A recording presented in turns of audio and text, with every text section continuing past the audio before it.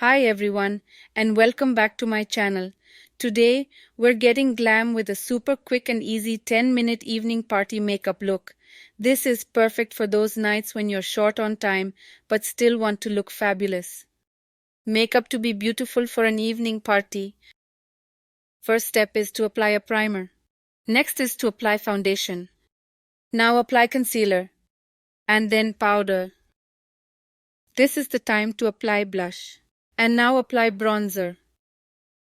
Apply makeup highlighter. Now apply a mascara and eyeliner. You can also apply an eyeshadow. Put on a lipstick. Finally, apply a setting spray. And there you have it, a quick and easy 10-minute evening party makeup look. Remember, this is just a guide, so feel free to get creative and experiment with different colors and techniques. Thanks for joining me today. If you like this video, don't forget to like, subscribe,